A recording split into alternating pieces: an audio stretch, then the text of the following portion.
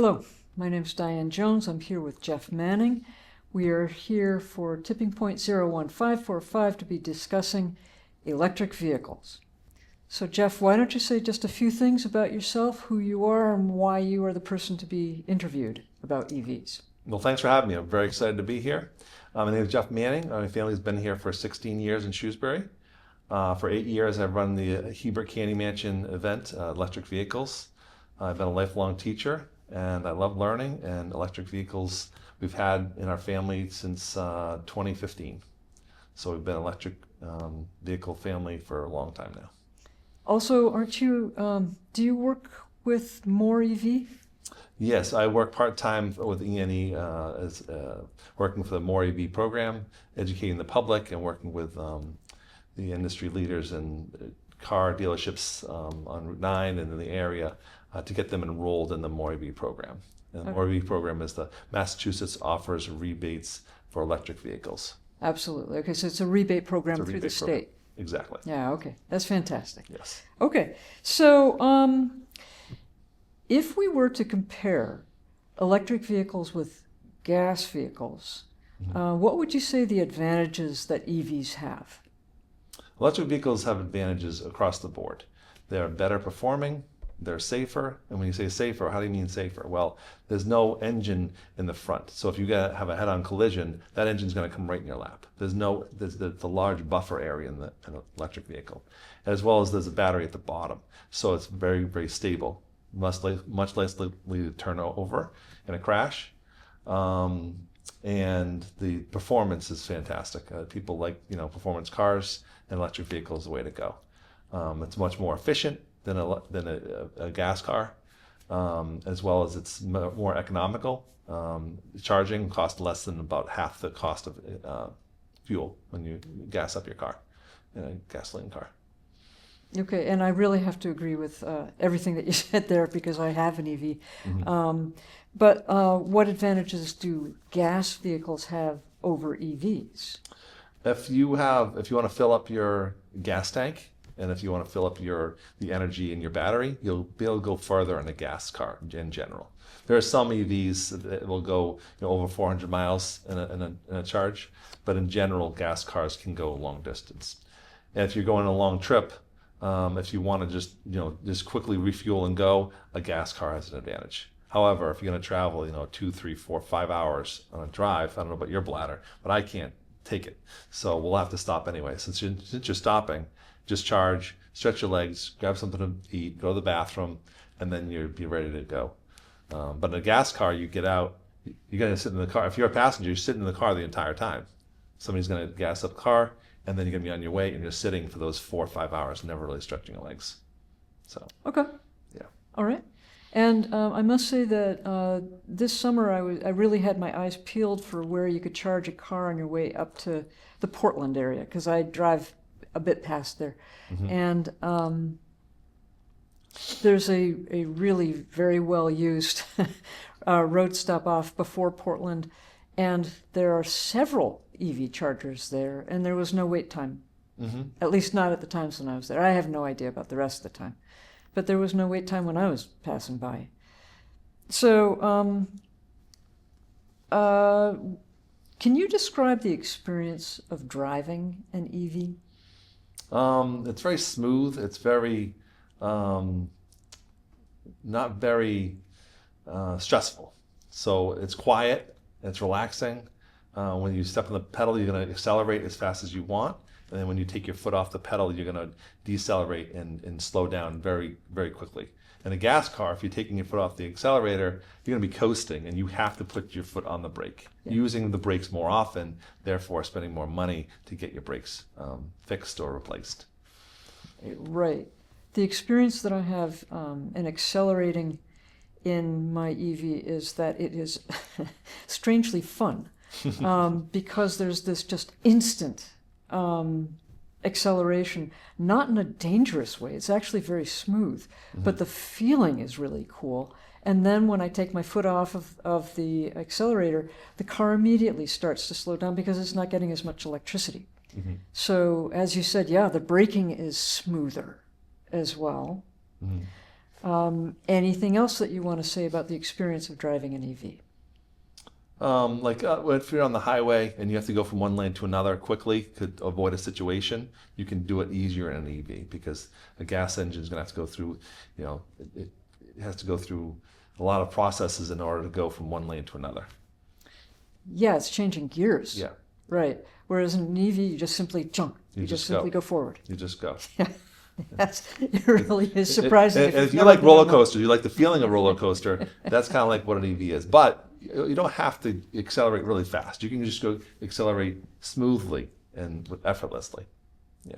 Right. Yeah. Right. It is a remarkably smooth experience. Okay, so let's talk about the batteries for a little while. Mm-hmm. How long do batteries for EVs last? And I understand that there are two types of batteries. One that's for the car, and one that is more for like the windows and things like that. Mm-hmm. So the main battery is going to be supplying energy for the car. It's going to be supplying more energy to the motor to propel the car. And that battery, when we bought our car in 2015, when we sold it recently, we had 170,000 miles on it, and it only lost about 15% of degradation. So we can go still very far, and it charged fine, had no issues at all. So if we wanted to keep the car for 200,000 miles, 250,000 miles, it wouldn't be a problem. That's my experience, and if you look at articles, there's a lot of articles out there of many people driving 200, 300, 400,000 miles in a car.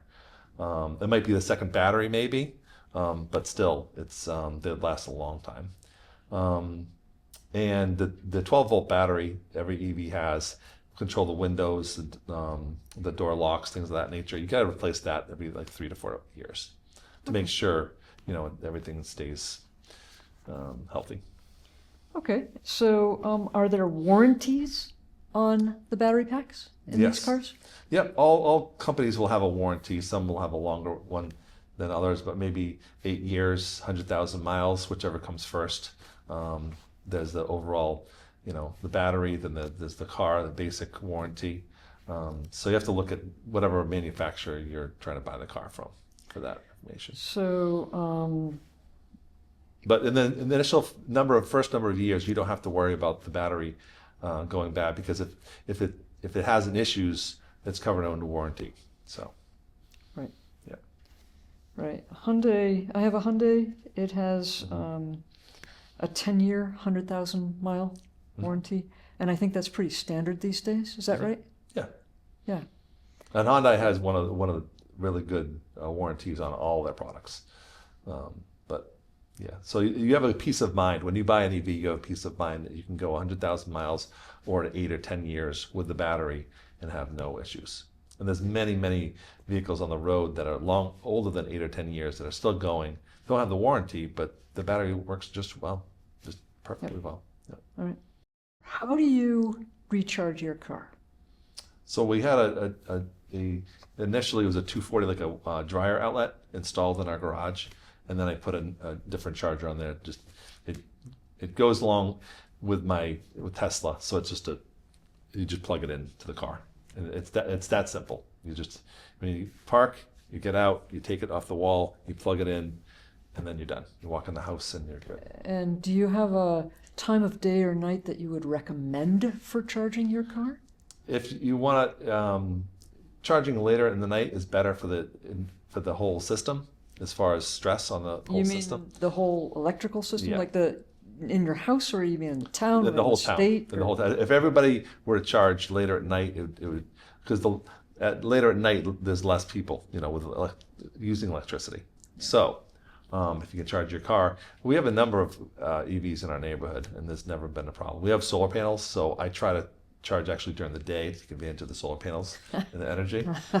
So I recommend that if you have solar panels and you have an EV, try to charge like in the middle of the day, where you definitely get the energy from the sun and not from the grid. All right. Well, so my car, I don't have a garage. My house was built without one a long time ago. So we installed a charger on the side of the house at the end of the driveway. And just like you, I just simply plug it into my car. It's very easy, but I charge my car at night because the rates for electricity drop around 7 o'clock at night. So you pay even less if you charge, say, from 7 o'clock on. And there's an app on your phone that will tell you how your car is doing out there, how it's charging, and the charger will automatically turn off at 80% charge. Because as far as I understand, if you don't charge past 80% most of the time, the battery lasts longer. Is that right? Yes, it's healthy to keep the battery between 20% and 80%. You don't want to go on at 20%. You don't want to go above 80%. If you do, it's not a big deal. If you go on a long drive, charge up to 100% if you want to. But just make sure you drive it after you charge, because if it's sitting there for 100%, it's not healthy for the battery.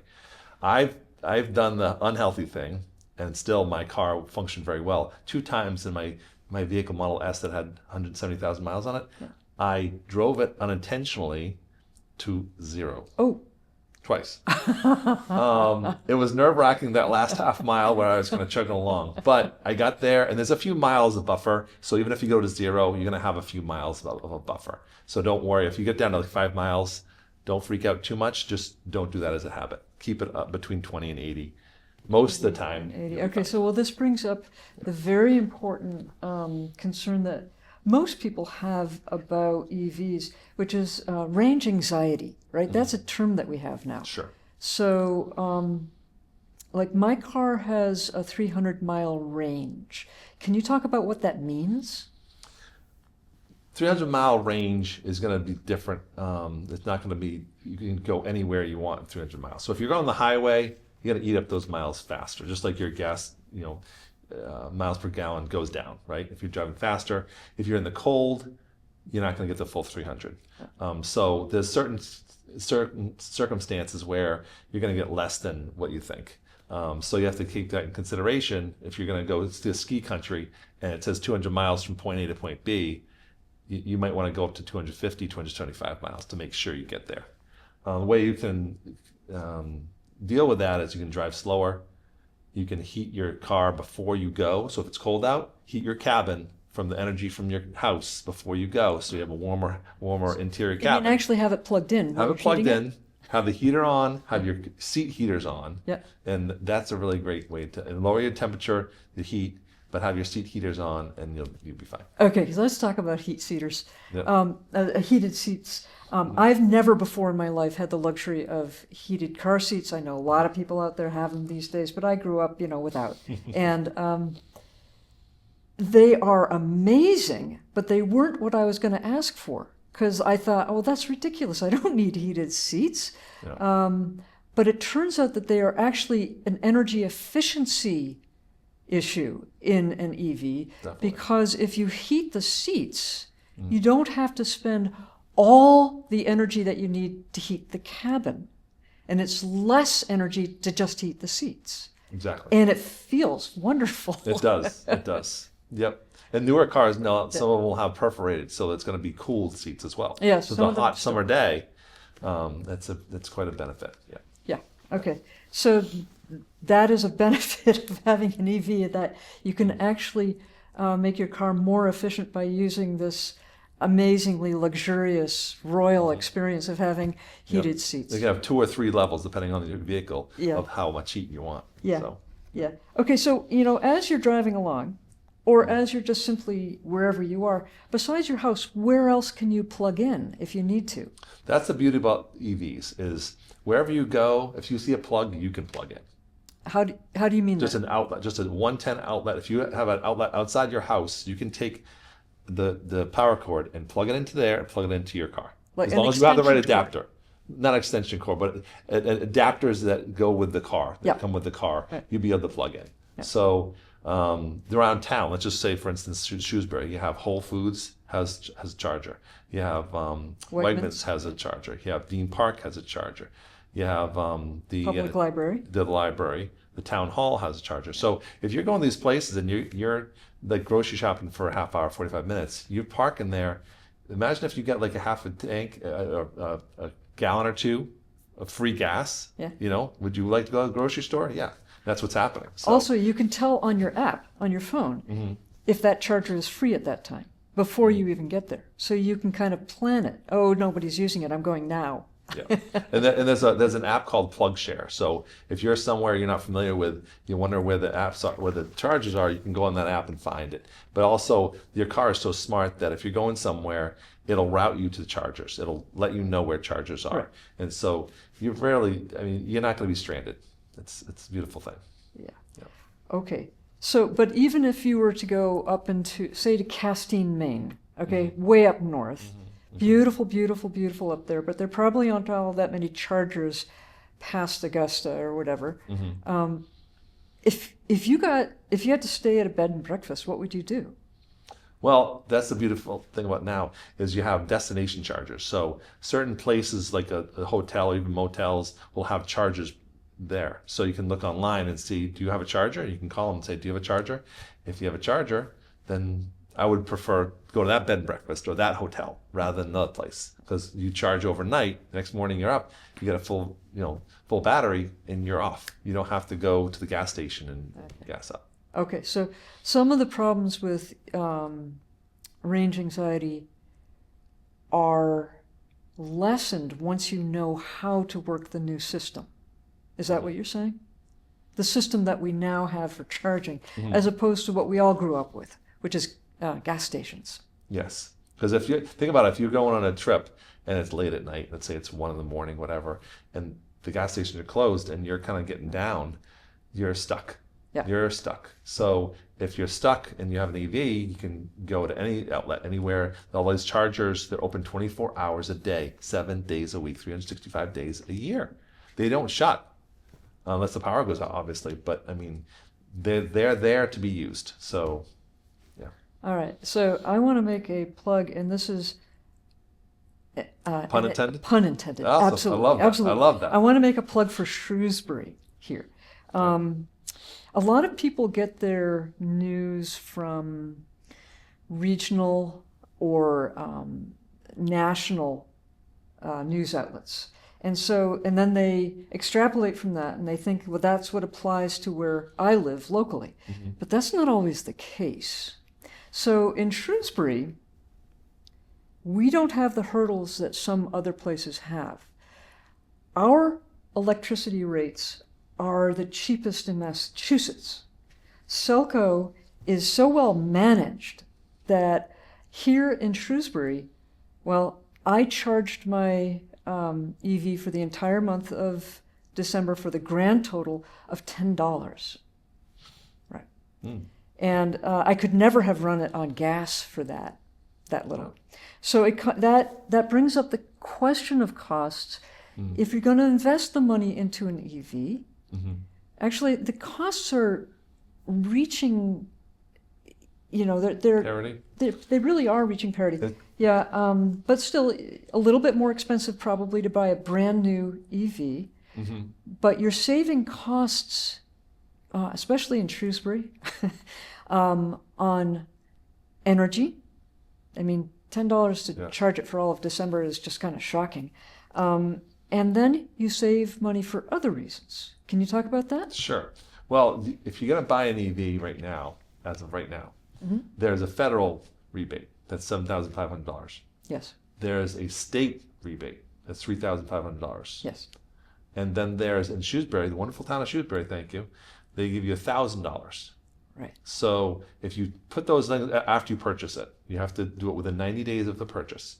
The federal rebate, it very well may go away if you're watching this, weeks from now. But the $3,500 is going to stay there for a while from the state. The $1,000, I'm not sure how long that will last, so be aware of that. So I'm going to just we just bought an EV recently, so I'm going to take that $1,000 in the first number of months of my bill. I'm just going to use that money to pay for that. And it's just amazing. So, and then you think about all the oil changes you have to do for a gas car. You have none. You have no sticker on the windshield. Pay attention to when you have to go and sit for 20 minutes, whatever. Pay $50 to get your oil changed a couple times a year. You have no muffler to replace. You have no maintenance on the engine part. So there's a lot of savings on fuel and the maintenance. Right. Yeah, and we'll get into that in future episodes. Okay. So, Okay. Except I'd like to just say to people that basically, if you're doing maintenance on your EV, it includes things like windshield wiper fluid, windshield wipers, brakes, the A occasional. lot less frequently it breaks. You just have to clean them. I mean, at most. Because I had my car for 170,000 miles, and I just at the very end got new brakes because I wanted to, and if I got a new owner, I wanted to make sure that they were all set and they weren't worried about it. But I didn't need them after 170,000 miles. I just cleaned them a few times, and that was good. All right, all right. Yep. So it's the cost of an EV. You have to also consider that you're spending less after you have bought it. Exactly. Right. So what are the safety features in EVs like? Safety features. It's similar to a lot of other cars, but safety features now with EVs is a full self-driving type of technology in EVs. So you have Rivian, you have Mercedes, you have BMW, you have Tesla, Kia they all have their own versions. Ford has their own versions of kind of self-driving, where if you go on the highway, it's going to steer, it's going to accelerate on its own. So, and it's going to get to the point where it's safer than a human, for sure. Yeah. And that saves lives, because how many of us are distracted, looking at our phone or looking over there and are a little sleepy at night. But the cameras and the computer will not get sleepy. So that's one huge advantage they have. Another one is that ICE vehicle, a gas vehicle, internal combustion engine. Combustion is in the name. So it's naturally going to catch fire because it has gasoline in it, where the electric vehicle will not do that. Well, electric vehicles, the batteries do, but the rates are incredible. Yes. Let's see here. You wrote this down. Yeah. 0.1% of internal combustion engine vehicles catch fire. 0.1%. That's pretty low, right? While 0.0012% of electric vehicles caught fire between 2010 and 2020. Hybrid vehicles had the most fires of all, Yes. interestingly. And I know that a lot of people are afraid of electric vehicles catching fire, but it's remarkably rare, and partly because the battery for the car is on the bottom of the car. So if there's an accident, it's not what's getting hit. Is that right? Yeah. Okay. And it's low where you're not going to be rolled over either. There's been a lot of rollover tests with EVs, and it's more difficult to push them over because a lot of weight is at the bottom. It's just this. Every single category favors an electric vehicle. And if you haven't test driven one, I'd suggest you find a friend who has one, or go to a dealership and test drive an EV, and you'll know what we're talking about.